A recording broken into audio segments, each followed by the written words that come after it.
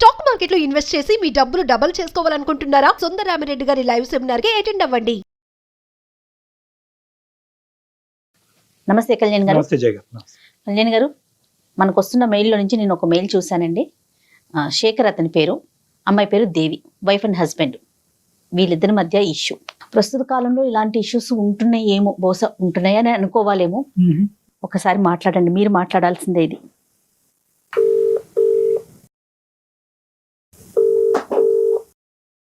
Hello hello, Shekhar గారండి? అవును madam. నేను అందమైన జీవితం ప్రోగ్రామ్ నుంచి కాల్ చేస్తున్నానండి. నాతో పాటు డాక్టర్ కళ్యాణ్ చక్రవర్తి గారు ఉన్నారు. శేఖర్ గారు మాట్లాడొచ్చా మీతో? మాట్లాడండి మేడం. రైట్, మీ మెయిల్ నేను చూశాను.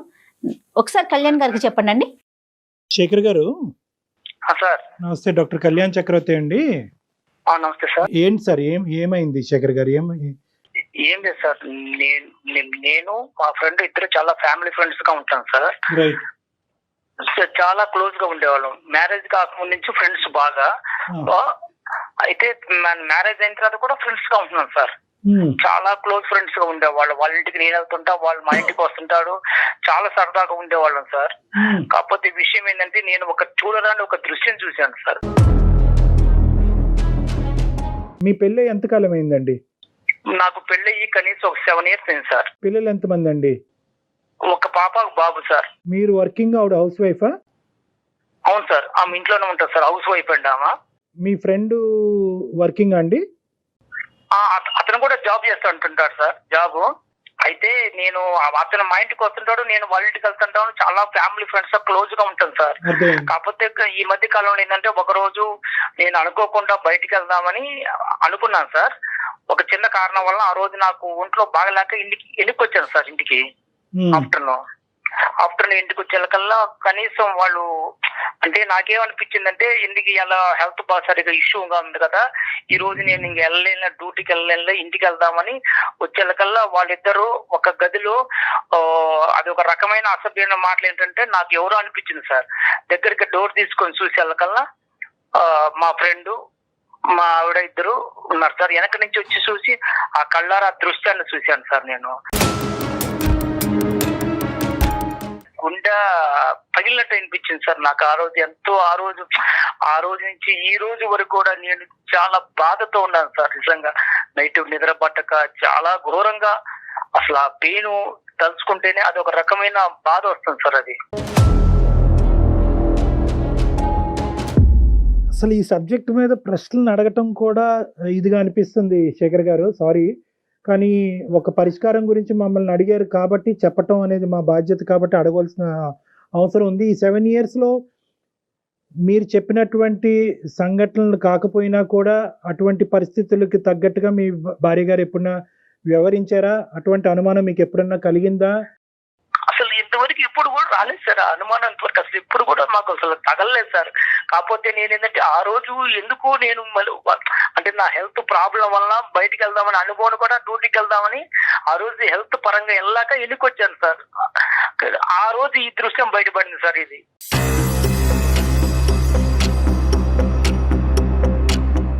శేఖర్ గారు, ఒక్క నిమిషం, మాకు డైజెస్ట్ చేసుకోవటం కష్టంగా అనిపిస్తుంది.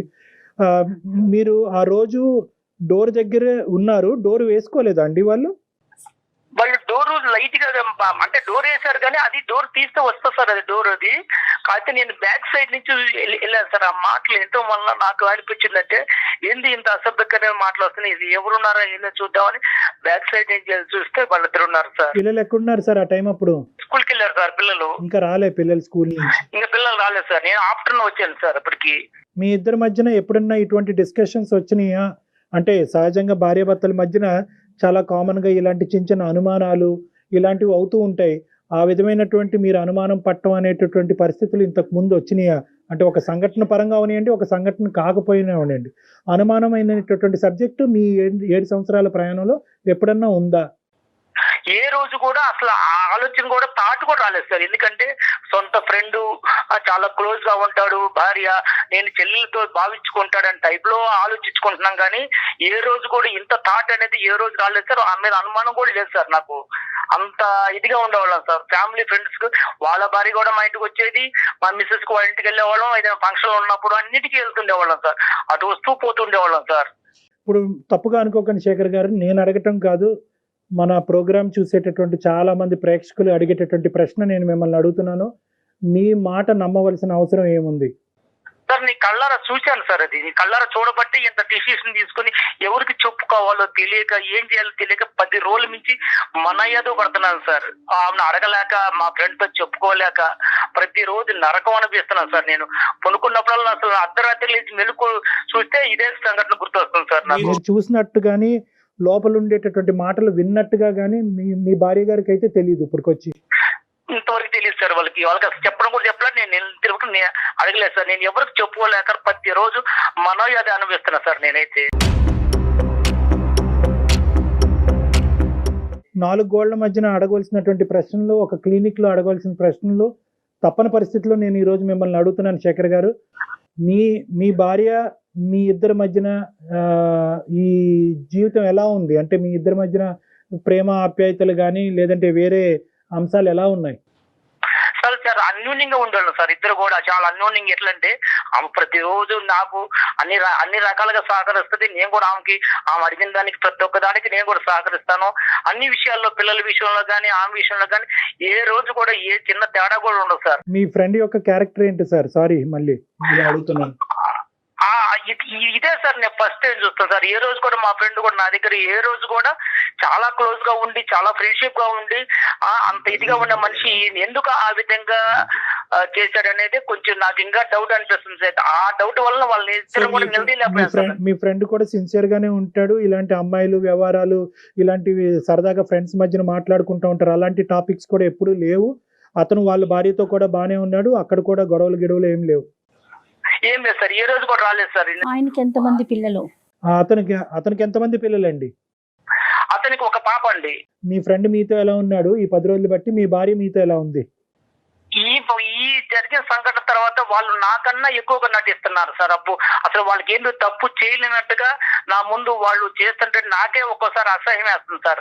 ఎందుకంటే అంత ఘోరంగా వాళ్ళు నటనలో అంత జీవిస్తున్నారు సార్. ఏమి తెలియనట్టుగా, ఏది అసలు జరగనట్టుగా. కానీ నా మనసుకు తెలుస్తుంది అది ఏంది ఇంత అప్పటికన్నా వీళ్ళు ఇంకా ఎక్కువగా నటిస్తున్నారు. కారణం ఏంటి? నన్ను అసలు ఏ రకంగా చూస్తున్నారో తెలియట్లేదు సార్. అది ఆ విషయం. శేఖర్, ఒక్క విషయం, ఈ కాన్వర్జేషన్, ఈ ఫోన్ కాల్ ఇలా కంటిన్యూ చేద్దామా లేదంటే పర్సనల్ గా క్లినిక్ లో కలుస్తారా? మీకేం అభ్యంతరం లేదా ఇలా మాట్లాడటం? మాట్లాడే అభ్యంతరం లేదు, కానీ ఈ సమస్యకు సొల్యూషన్ దొరకాలి సార్. నాకు అదేనండి మనసులో బాధ ఎక్కువ. ఏం కావాలి? మా దగ్గర నుంచి ఏం ఎక్స్పెక్ట్ చేస్తున్నారు? నేను ఆమె డైరెక్టర్ గా అడగలేకపోతున్నాను సార్. మీరు కొంచెం మీ ద్వారా అడిగితే నాకు కొంచెం ఇలాంటి విషయాన్ని మనం మాట్లాడే విషయం కాదు కదండి. శేఖర్, ఇక్కడ కొద్దిగా సెన్సిటివిటీస్ అనేటటువంటి అంశాలు ఉంటాయి. స్త్రీ గౌరవం అనేటటువంటి అంశం ఉంటుంది. సో ఇక్కడ ఆధారం లేకుండా మాట్లాడటం, ఒక పబ్లిక్ ప్లాట్ఫామ్ మీద ఇంత సెన్సిటివ్ ఇష్యూ మాట్లాడటం అనేది కరెక్ట్ కాదు. అందు గురించి మీకు ఆప్షన్ కూడా ఇచ్చాను. మీరు క్లినిక్ లోకి వచ్చి ప్రైవేట్ గా మాట్లాడతారని అడిగాను. కానీ మీరేమంటున్నారంటే ఇక్కడే నాకు ఆ సొల్యూషన్ కావాలి అని అంటున్నారు. కాబట్టి ఇక్కడ మేము మాట్లాడేదానికంటే మీరు మీ భార్య గారిని, ఎందుకంటే మీకు ఆ హక్కు ఉంది, మీకు అడిగేటటువంటి అధికారం ఉంది, మీ ఇద్దరి మధ్యన ఆ స్వేచ్ఛ ఉంది. కాబట్టి మీరు అడగండి, ఆవిడ రెస్పాన్స్ ఏంటి అన్నది వింటాం. ప్రధానంగా ఈరోజు మీరిద్దరూ మాట్లాడుకోవాల్సినటువంటి అంశం, ఒకప్పుడు ఇష్యూ చేయి దాటి ఇంకో లెవెల్కి వెళ్తున్నట్టుగా అయితే కనుక ఖచ్చితంగా ఆ కాన్వర్జేషన్ అక్కడ ఆపి మీరు క్లినిక్ వచ్చి కలవాల్సిన అవసరం ఉంటుంది. ఓకేనా? ఈ కండిషన్స్ మీద అయితేనే మనం కంటిన్యూ చేద్దాం, లేదంటే కట్ చేద్దాం. మాట్లాడదాం. సరే, ఓకే సార్, మాట్లాడతాం sir. Right, okay, call connect చేయండి.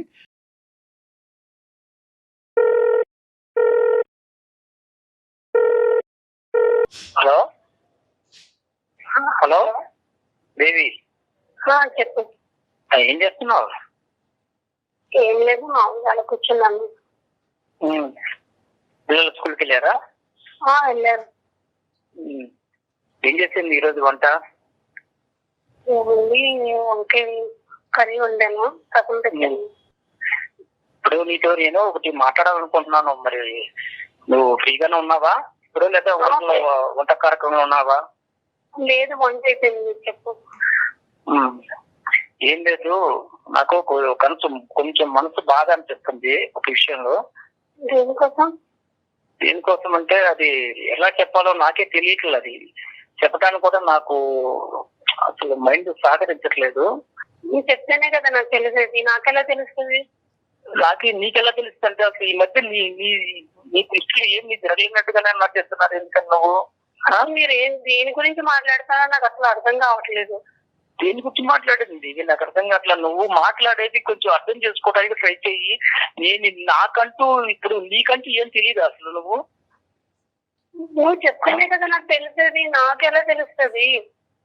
నీకెలా తెలుసుదా? అసలు కొంచెం మైండ్ తో మాట్లాడుతున్నావు, మైండ్ లేకుండా మాట్లాడుతున్నావు నువ్వు.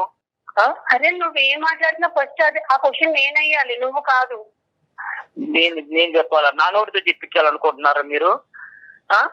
నీకు తెలీదా ఏం జరిగింది కూడా తెలీదా? అంటే నీ స్వార్థంగా నువ్వు చూసుకుంటున్నావు, కానీ మనిషికి ఎందుకు ఇంత 10 వేల నుంచి మనిషి ఎందుకు బాధపడుతున్నాడు, ఎందుకు వస్తున్నాడు, సరిగా ఉండలేదు, మాట్లాడలేదు, పిల్లలతో మాట్లాడలేదు, కనీసం ఏమైనా కొంచెమైనా ఒక రవంతనే ఆలోచిస్తున్నావా? మీరు వెళ్ళొచ్చిన దానికి మీరే సరిగ్గా ఉండట్లేదు, సరిగ్గా తినట్లేదు, సరిగ్గా ఉండట్లేదు. ఏమైందని జరిగినా మీరు ఏమి మాట్లాడలేదు. ఇప్పుడు మీరు ఏదేదో మాట్లాడేస్తే నాకు ఎలా తెలుస్తుంది? మీ ఈ మధ్య కాలంలో నీకేం తెలియట్లేదు అసలు. నువ్వేం చేసావో నీకు తెలియట్లేదా? దేవి, నీకేం తక్కువ చేశా నేను? కనీసం ఏ విషయంలో తక్కువ చేశాను చెప్పు. బట్టల విషయంలో తక్కువ చేశానా, తిండి విషయంలో తక్కువ చేశానా, లేకపోతే మనం ఏదైనా సరదాగా టూర్ వెళ్ళాలన్నప్పుడు ఏ రోజైనా నువ్వు అడిగితే తీసుకెళ్లకుండా, లేకపోతే ఎక్కడ సినిమాల విషయంలో తక్కువ చేశాను? ఏ విషయంలో తక్కువ చేశాను నన్ను ఇదిగా చేసావు నువ్వు? అసలు మీకు మీరు అలా మాట్లాడుకుంటే వెళ్ళిపోతున్నారు. నేను ఏం తక్కువ చేశాను? ఏ రోజైనా మిమ్మల్ని క్వశ్చన్ మార్క్ వేసానా? ఏ రోజు కూడా మీరు చూడలేదని నేను అన్నానా? మరి నువ్వు చేసిన ఒక్క ప్రాబ్లం వల్ల నేను ఎంత నరకం అనిపిస్తున్నాను తెలుసా? నేను ఈ రోజు వరకు ఎవరికి చెప్పుకోలేక, ఫ్రెండ్స్ చెప్పుకునే సమస్య కాదు, తల్లిదండ్రులు చెప్పుకునే సమస్య కాదు, ఎవరికి చెప్పుకునే సమస్య కాదు. ఇది కళ్ళారా చూసినా అన్నంతగా అనిపిస్తుంది తప్ప అది నిజమో కాదు అని కూడా నాగాడికి ఎన్నాళ్ళ మించి తాగుతుంది రంకు వ్యవహారాలు.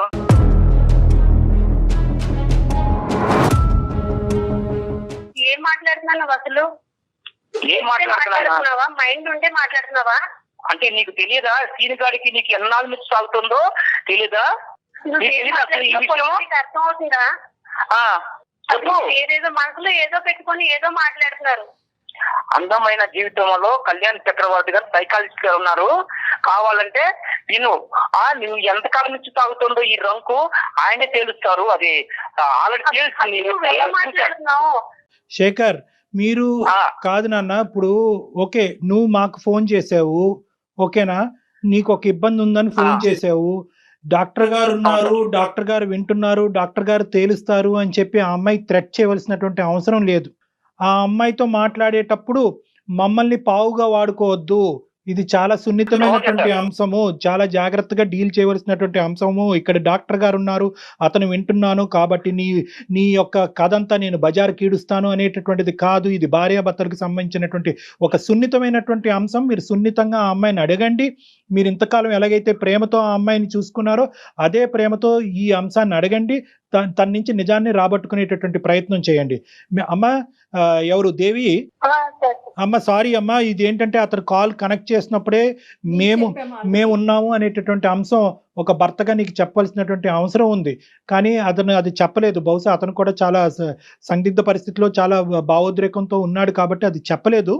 కానీ ఈరోజు మా పాత్ర అనేటటువంటిది కేవలం అతను ఈ అంశం చెప్పి మాకు ఫోన్ చేశాడమ్మా, డాక్టర్ గారు నేను ఇలాంటి చూడకూడనటువంటి ఒక భయానకమైనటువంటి ఇష్యూ నేను చూశాను నా భార్యకి వేరే వ్యక్తికి మధ్యన.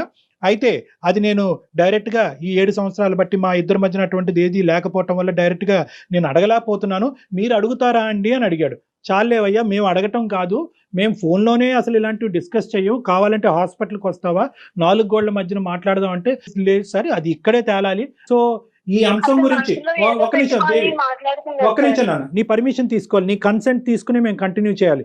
ఈ ఇష్యూ అతని మనసులో ఒక భావోద్రేకం ఉంది, ఒక వేదన ఉంది, ఇది ఈ రోజు ఇక్కడే తేల్చుకోవాలని అనుకుంటున్నాడు. ఈ ప్లాట్ఫామ్ మీద, అందమైన జీవితం అనేటటువంటి ఈ ప్లాట్ఫామ్ మీద నేను డాక్టర్ కళ్యాణ్ చక్రవర్తి, మన సీనియర్ యాంకర్ జయ గారు, మేమిద్దరం ఈ కేసు డీల్ చేయటం అనేది నీకు ఇష్టమేనా, లేదా క్లినిక్ వచ్చి 4 గోళ్ల మధ్యన మాట్లాడాలని అనుకుంటున్నావా? ఫస్ట్ ఆయన ఏం చెప్తున్నారు అన్నది నాకు క్లారిటీ Okay, లేదు సార్. ఆయన అదే. నా మీద బురద చెల్లుకునే నీకు- ప్రయత్నం చేస్తున్నాను సార్. అదే నాన్న, నీకు ఓకే అంటే కనుక ఫర్దర్గా వెళ్దాం. సో బేసికలీ ఏంటంటే ఒక 10 రోజుల క్రితం నీ భర్త గారు నిన్ను వేరే వ్యక్తితో చూశాడంట. సో అది అతను చాలా మనస్తాపం చెందాడు. ఏం చూశాడు, ఎలా చూశాడు, ఇవన్నీ వద్దమ్మా, ఇవన్నీ మనం మాట్లాడుకోవద్దు. కానీ అతను చూశాడంట. సో దాని గురించి నీ అభిప్రాయం. సరే చూసేటప్పుడు అప్పుడే అడగాలి కదా సార్. ఆయన మనసులో ఏదో పెట్టుకొని నా మీద బురద చెల్లే ప్రయత్నం చేస్తున్నాను సార్. మనసులో ఏదో పెట్టుకున్నాడు. ఏం అడిగి నీకు తెలియదు, నువ్వు ఏం చేస్తావు తెలియదా నీకు? ఏం అడిగేది? ఆ రోజు నేను పట్టుకుంటే నీ పొరుగు పోయి తెలుసా? ఆ రోజు నేను పట్టుకుంటే నీ పొరుగు పోయి తెలుసా?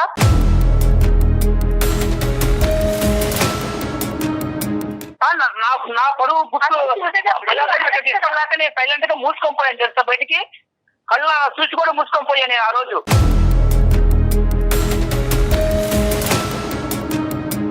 అసలు నీకు పిచ్చి నాటకాలు ఆడక నాటకాలు అడిగాను సార్. చెప్ప ఏం మాట్లాడుతావు తెలుసా? నువ్వు ఏం మాట్లాడుతున్నావు? నా మీద బురద చెల్లే ప్రయత్నం చేసుకుంటూ నువ్వు ఏదేదో మాట్లాడుకుంటే కొన్ని ఇస్తారాజం అయిపోయింది అంతాను. అక్కడ నైతం అయిపోయిందా? ఆ రోజు నిన్ను కానీ నేను నిద్ర పట్టుకోండి కానీ నేను నిలదీస్తే నీ జీవితం ఏమైపోయింది తెలుసా? ఒక పక్క వాళ్ళ ఆవిడ దగ్గర వాడు పొరుగు పోయేది, ఒక పక్క నీకు మాత్రం అప్పుడు ఎంత ఘోరంగా ఉంటుంది తెలుసా జీవితం అంటే. మీ చుట్టాలు ఉన్నారు, మా చుట్టాలు ఉన్నారు, అడగడానికి వాళ్ళు ఎవరు లేరా? ఎవరు గుట్టి ఈ రోజు తీసుకొని వచ్చి ఆయన నువ్వేంటి, అసలు నువ్వేం చెప్తున్నావు ఏంటో తెలీదు. నా మీదలన్నీ నిందలేసి అసలు నువ్వేం చేయాలనుకున్నావు, ఏం చేస్తున్నావు అంటే నువ్వు తప్పు చేశాను మాత్రం ఒప్పుకో కదా. అసలు నేను ఏం తప్పు చేశాను నీకు తెలియదు అన్నమాట. అమ్మ శేఖర్, ఒక్క నిమిషం. పబ్లిక్ గా తిట్టేటటువంటి ప్రయత్నం చేయొద్దు. అలా అయితే కనుక మన ఈ కాన్వర్సేషన్ కంటిన్యూ చేయలేము, ఇక్కడితో ఆపేద్దాం.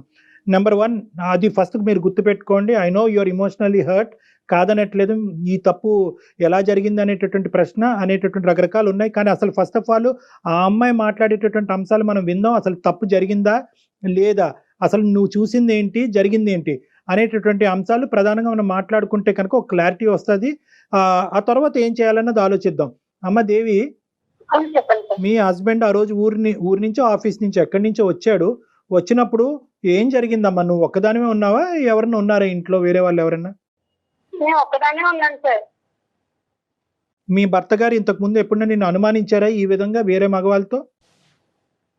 లేదు సార్, అసలు అనుమానించి. మరి ఇలాగ 7 సంవత్సరాల తర్వాత మీ భర్త గారు ఇలాంటి ప్రశ్న అడుగుతున్నారంటే కనుక అతను కలగంటున్నాడా, భ్రమపడుతున్నాడా, వాస్తవమా? ఈ 10 రోజులు పెట్టి ఆయన అసలు మతి సిమితి ఉందో లేదో నాకు అర్థం అవ్వట్లేదు సార్. ఆయన అసలు సరిగ్గా మాట్లాడట్లేదు, వండించి తినట్లేదు, సరిగ్గా ఉండట్లేదు. పిల్లలతో కూడా సరిగ్గా మాట్లాడిందే లేదు.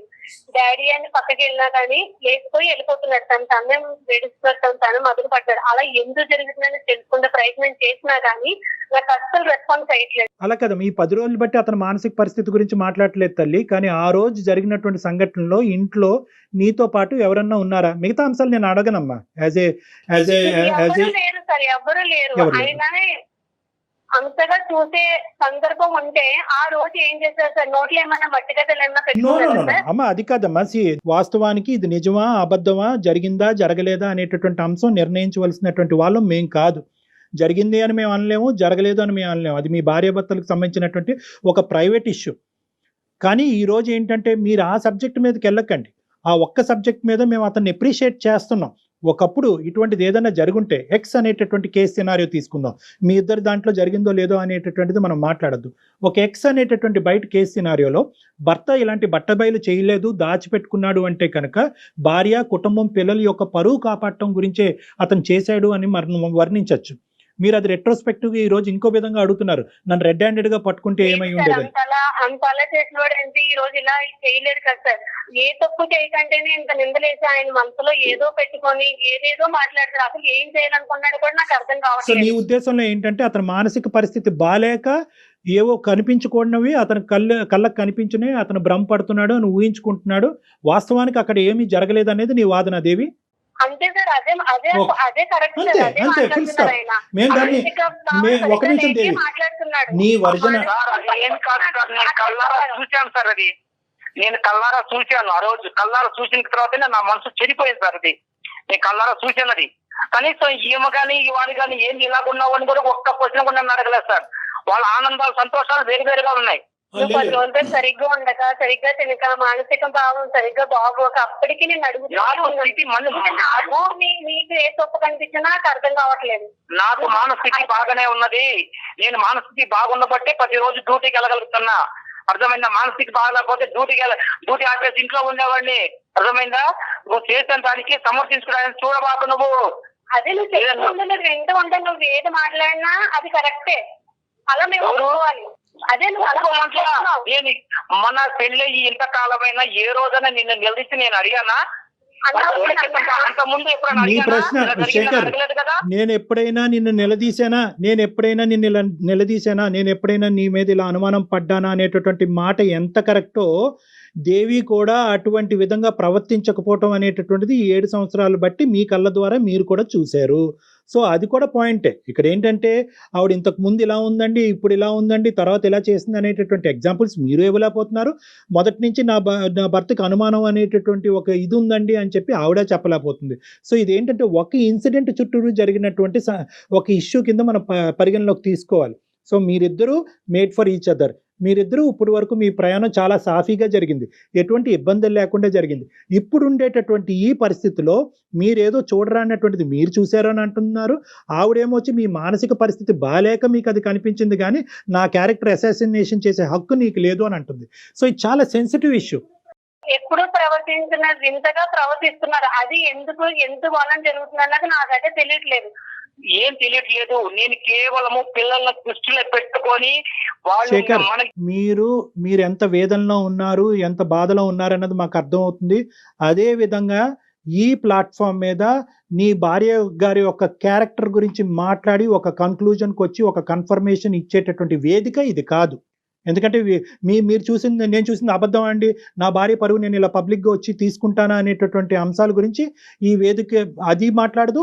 అట్ ద సేమ్ టైం ఆవిడ క్యారెక్టర్ ని అసాసినేషన్ చేసేటటువంటి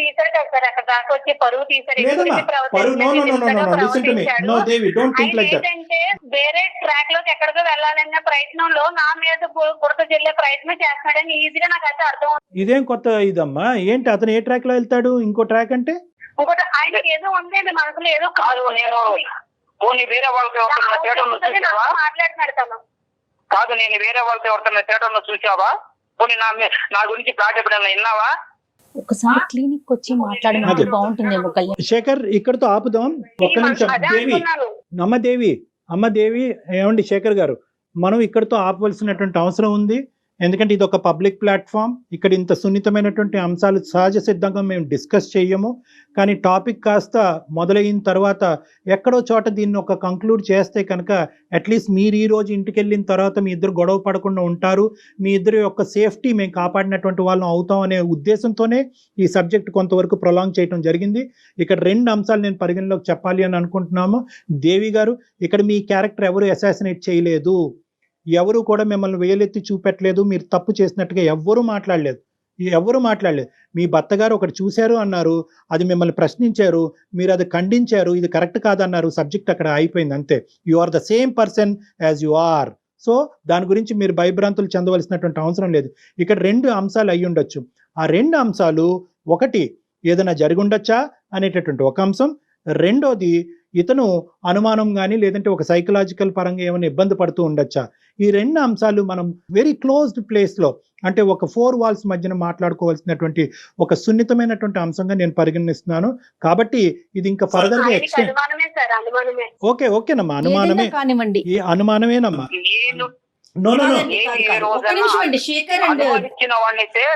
ఫ్రెండ్ ఎందుకు ఇంటికి రానిస్తాను? నాతో ఉన్న క్లోజ్ ఉన్న ఫ్రెండ్ ని కూడా ఇంటికి రానిస్తారంటే మీరు 100 చెప్తే ఆ అమ్మాయి 200 చెప్తుంది. Okay, this thing will prolong for ever and ever.